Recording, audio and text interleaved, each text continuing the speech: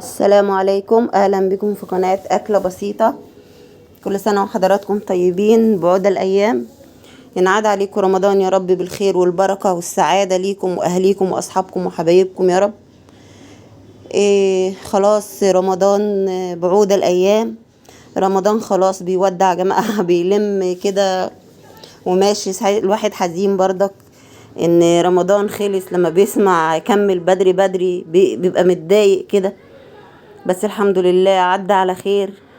يا رب نكون من عتقاء ربنا السنة دي من النار يا رب. جميعا كده ربنا يكتب لنا حسنات ويشيل عننا سيئات يا ربنا. يا رب كان رمضان سعيد وجميل بالنسبة للجميع يا رب. ربنا يا رب يكون كده عملنا حاجات كويسة ترفعنا درجات عند ربنا ويغفر لنا ذنوبنا جميعا يا رب، ونعاد علينا بالخير وبالبركة يا رب. كده يكون كلنا سعداء كده، وكلنا نستقبل رمضان السنة الجاية ونكون حالنا أفضل وأحسن من السنة دي يا رب. احنا الحمد لله كويسين ونكونوا أحسن يعني. ربنا يا رب يكتب لنا السعادة كلنا، احنا وولادنا وحبايبنا وكل الناس يا رب أجمعين. احنا قلت انا عملنا الكحك والبسكوت والغريبة واللانكشير والحاجات دي كلها. هنفطر في رمضان اول يوم بقى العيد. طالعين بقى من رمضان وكده، هنفطر ايه بقى في اول يوم؟ اكيد في ناس هتفطر. زمان كنا الحاجة الله يرحمها امي كانت تعمل نابت وتقول لا معدتنا مجروحة هنعمل نابت نفطر بيه، شوربة نابت نفطر بيها كده الصبح، وبعد كده بقى على الظهر كده ناكل كحك وبسكوت. تقول لسه معدتكم مجروحة. وكانت بتعمل لنا قرص. فانا قلت نعمل قرص للناس اللي هي مش حابة تفطر كحك وبسكوت الصبح. جبت 2 كيلو دقيق، حطيت عليهم معلقة بودر كبيرة، وحطيت عليهم معلقتين سكر، وحطيت معلقة ونص خميرة او معلقتين يعني مقارب للمعلقتين خميرة، لان انا هعمل 2 كيلو. وحطيت عليهم ملح، معلقة ملح كده او نص معلقة ملح، لان دول 2 كيلو يعني مش كتار. طبعا حللت الدقيق كويس. انا اي دقيق يا جماعة لازم احلله كويس، حتى لو هو بيجي بالمغلف يعني. لازم احلله يعني.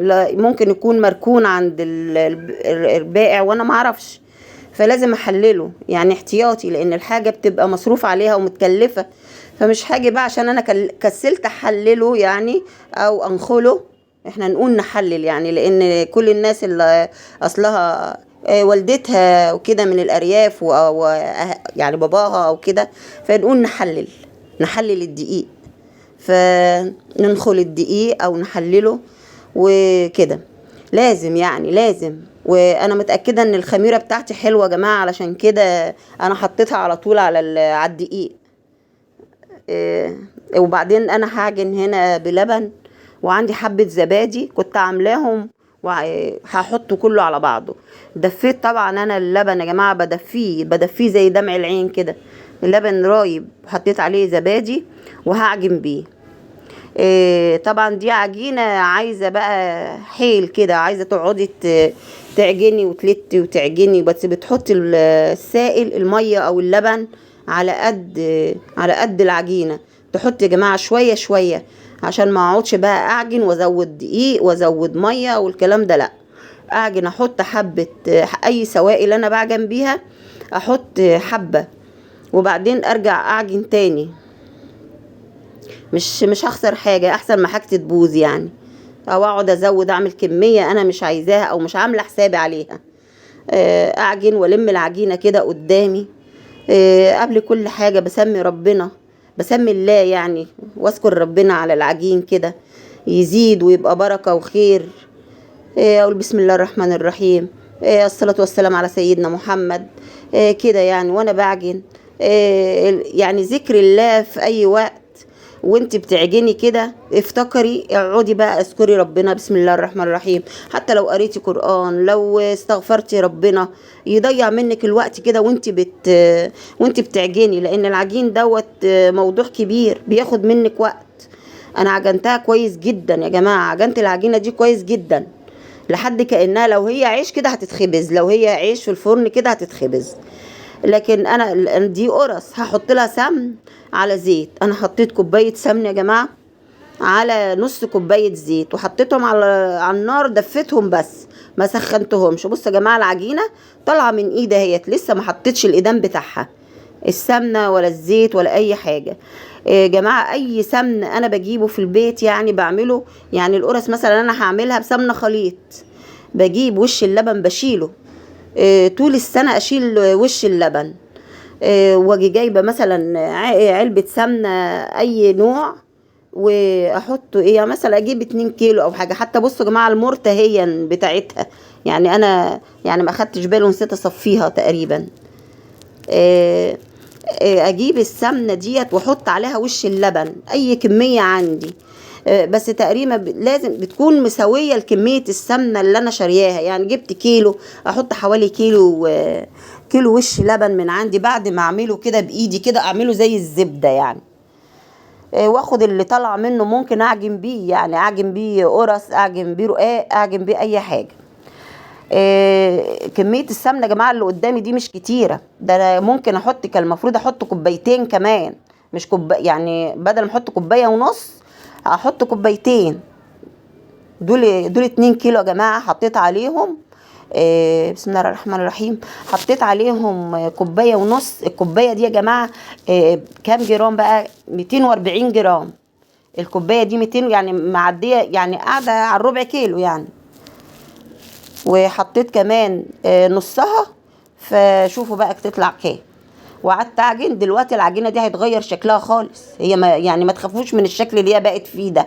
هقعد اعجن فيها والمها لحد ان شاء الله كده هتبقى جميله كده في منتهى الجمال.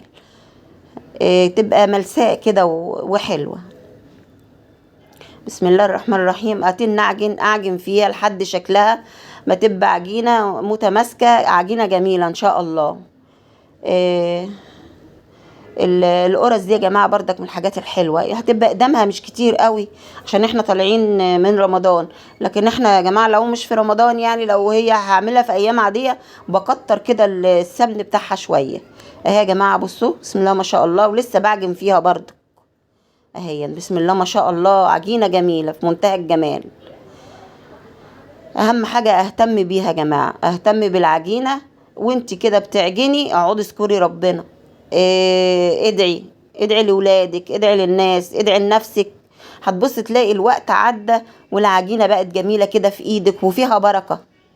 والله يا جماعه دول 2 كيلو بسم الله ما شاء الله عليهم. بصوا يعني كميه هي بسم الله ما شاء الله. هغطيها يا جماعه بملايه بقماشه عندي نضيفه كده، اغطيها واركنها. وكمان احطها بقى، احنا يعني الجو لسه مش حر قوي، احطها تحت الكوفرتة، تحت بطانية خفيفة كده وفي مكان دافي.